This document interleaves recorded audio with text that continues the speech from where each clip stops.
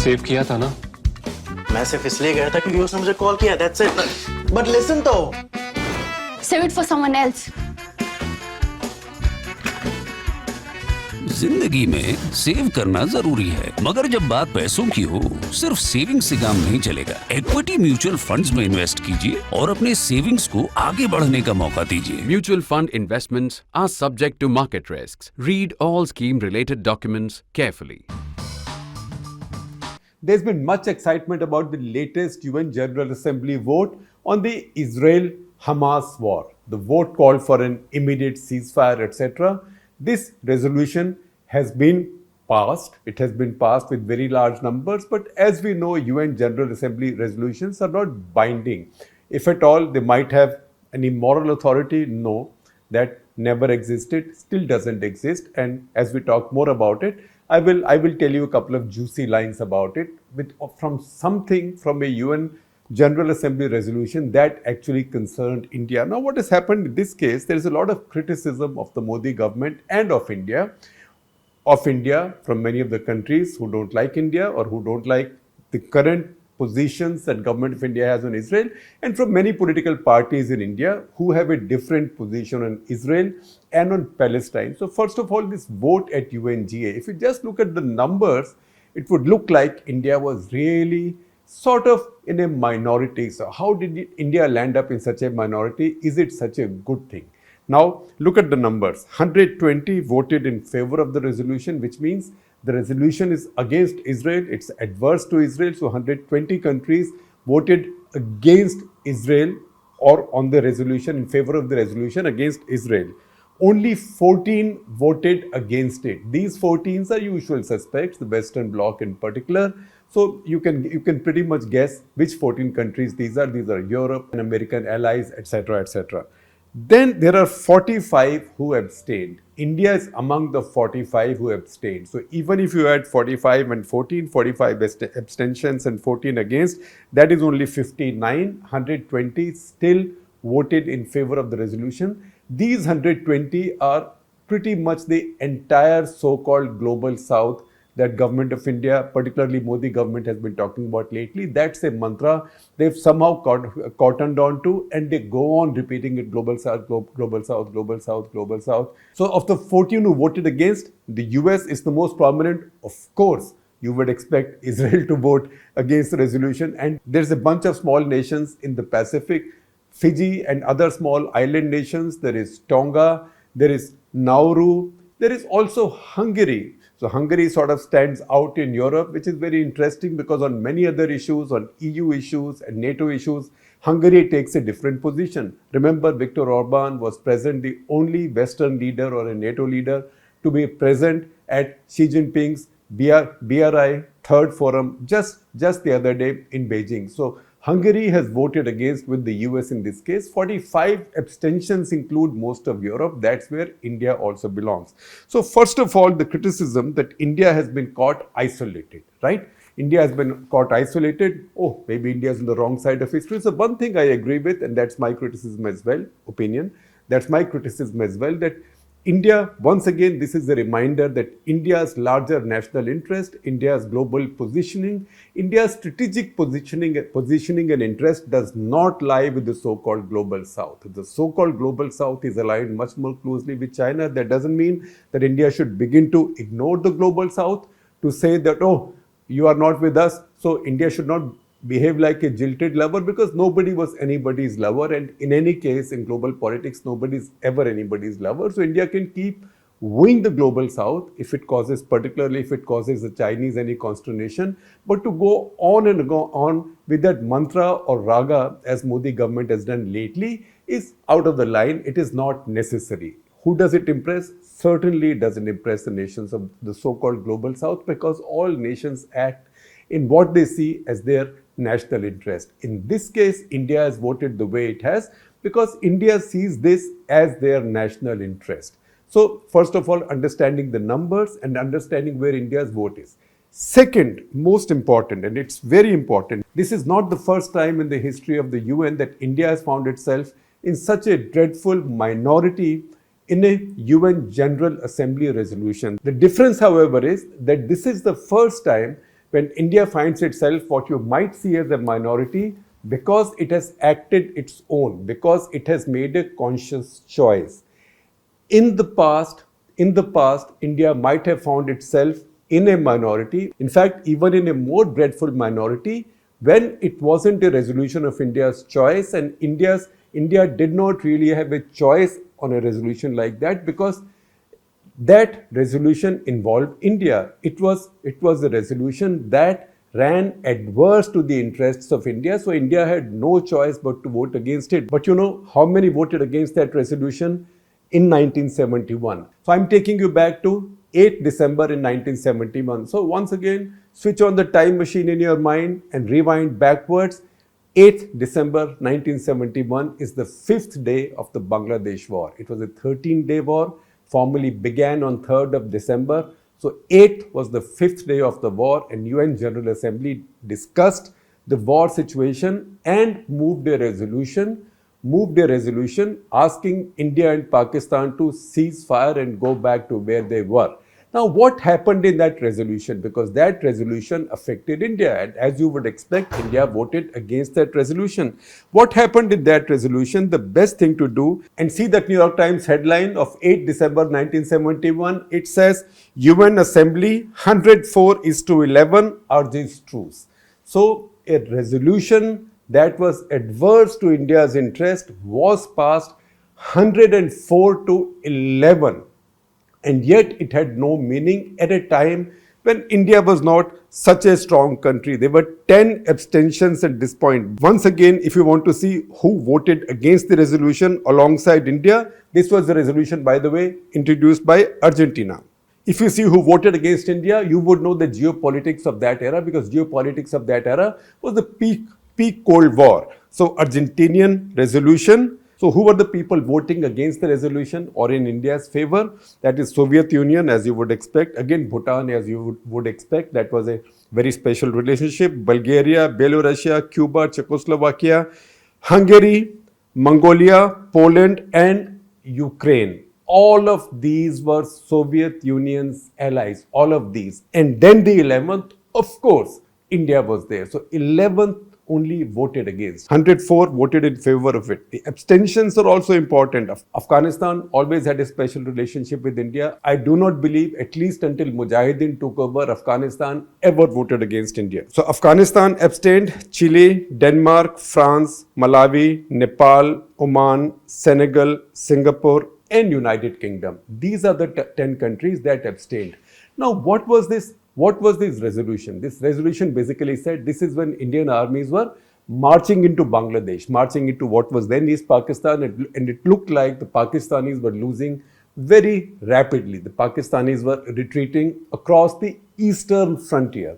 So if you had to carry out this resolution and stop the fighting, if you stop the fighting, it would only affect India's interests negatively. It was in India's interest for the fighting to continue until Bangladesh was liberated. In fact, to counter it, because Soviet Union was opposing this resolution, the Soviets also moved their own resolution in the General Assembly, calling for a ceasefire, but at the same time calling for a lasting solution to the East Pakistan problem. That obviously meant that Pakistan had to accept that their country will be divided. That is something that was not acceptable to Pakistan and to its superpower friends at that time, including US and China. China, by the way, People's Republic of China had become a permanent member of United Nations just weeks earlier. It was only November People's Republic of China was formally put in place as a permanent member of the UN, replacing Republic of China or Taiwan. That was following the Nixon-Kissinger, Mao, Zhou Enlai detente brokered by the Pakistanis. So it was in that adverse situation that India faced this UN General Assembly resolution and found itself in such a minority. Now I will quote you a couple of lines from this NYT story on the discussions in UN General Assembly. So the Nicaraguan representative Jose Roman said, and NYT quotes him, "We are concerned for the destiny of the United Nations. If it cannot resolve this problem in a definitive way, it will be just a bureaucratic lump of sugar."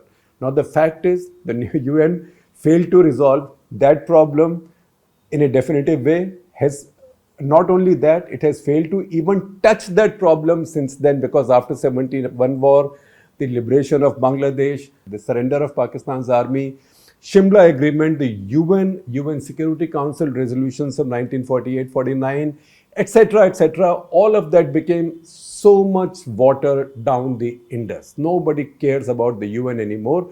So if you were to put UN General Assembly to this test, the Nicaraguan test in 1971, then it will be just a bureaucratic lump of sugar. That said, that session, that UN General Assembly also saw the Chinese out in their full colors. Until then, very often India and China had voted on the same side. In fact, India also voted in favor of China becoming member of the UN, or China taking, People's Republic of China taking Republic of China's place. Of course, that was a natural position for India to take. The Chinese representative, however, said in UN General Assembly, and I quote from him from the NYT story, the Soviet government is the boss behind the Indian aggressors. The Indian expansionists usually do not have much guts. Why have they become so flagrant now?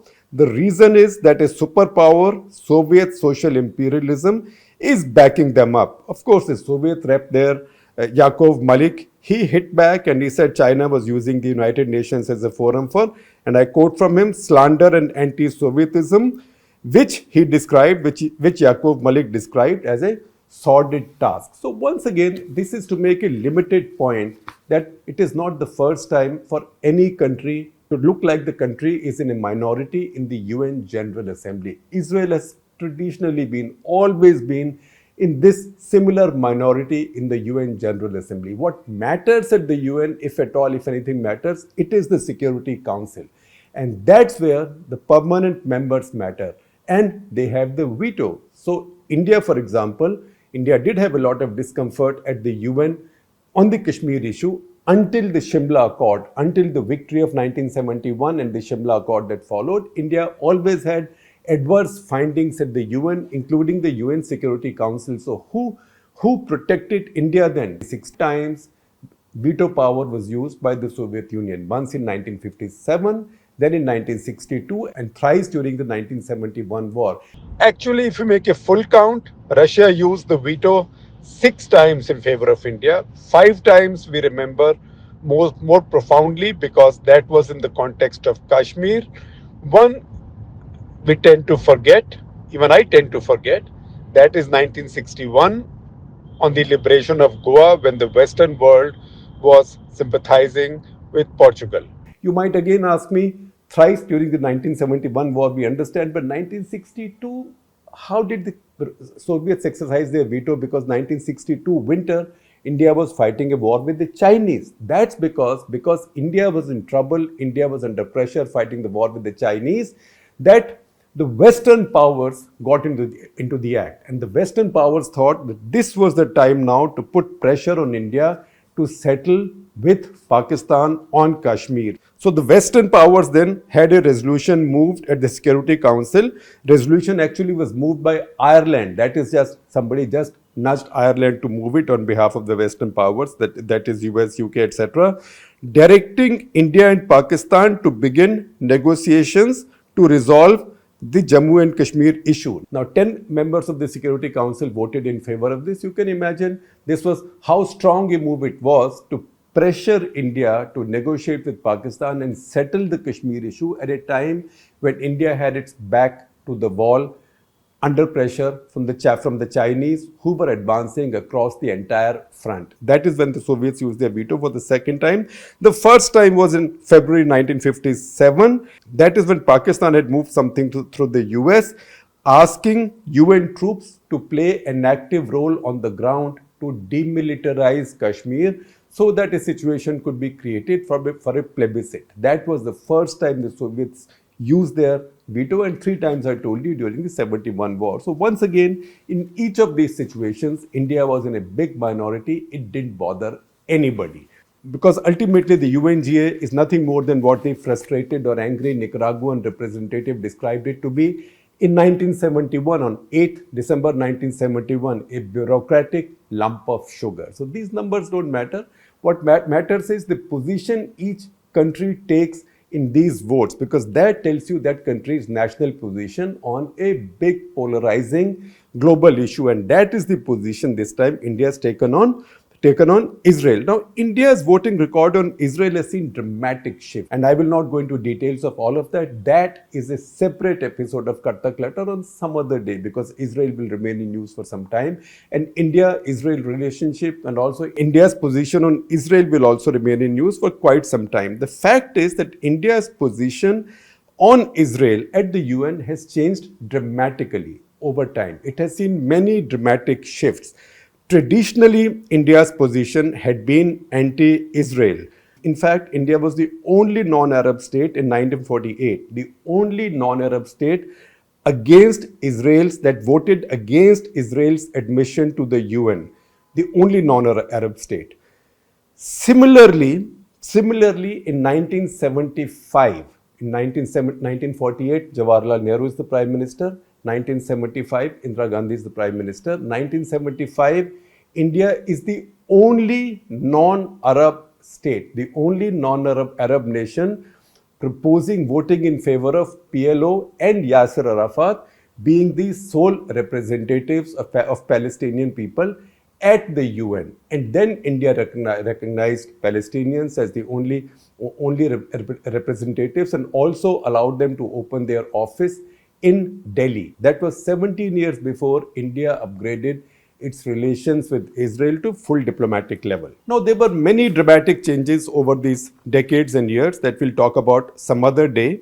But there was one very interesting shift. Consistently, India voted against Israel at the UN on every resolution. Even when India was at Security Council, India's position was against Israel. India was so hostile to Israel, in fact, that even in the sporting arena, India was opposing Israel. In 1975, India was hosting World Table Tennis Championship.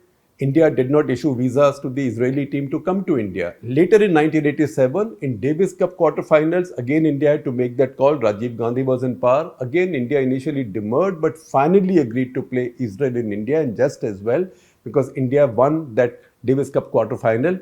Before that, once India had sacrificed its chance of winning the Davis Cup altogether, because India was drawn to play the final. India had actually qualified for the final. South Africa was the other team that qualified for the final, but India refused to play South Africa on grounds of apartheid, and that's how India forfeited its best chance of winning the Davis Cup to the South Africans. But that is still principle. That is on a high principle. That is apartheid. With Israel, a dramatic shift came in India's view, and it did not come, and that's a surprise. It did not come with that upgradation of India's relationship with Israel in 1992, in January 1992. This actually came just before that, and all of us who were reporters at that point, I have to regret, and I have to admit with regret, that we missed the signal that was entailed in that action by Government of India under Narasimha Rao. In December 1991, India voted for a US resolution against an earlier resolution that equated Zionism with racism and racial discrimination. This was the first time that India formally and openly voted in favor of Israel. When that happened in December, those of us who were active reporters at that point, covering the foreign affairs beat, we should have noted that some kind of change was coming in. Within a month and a half of that, India dramatically announced that it was upgrading its relations with Israel to full diplomatic level. Narasimha Rao did so on a day when Yasser Arafat was in Delhi. Obviously, it tipped him off. He had spoken with him, and he got him to endorse India's action. In fact, Yasser Arafat was asked if he supported the move, and he said, yes, that's a good idea, because now peace talks were going on. That was the era of Oslo talks. And he said, just as Narasimha Rao government had said, that to have Indians present as friends in those talks or in that environment, in having Indians present in Israel will be a good idea.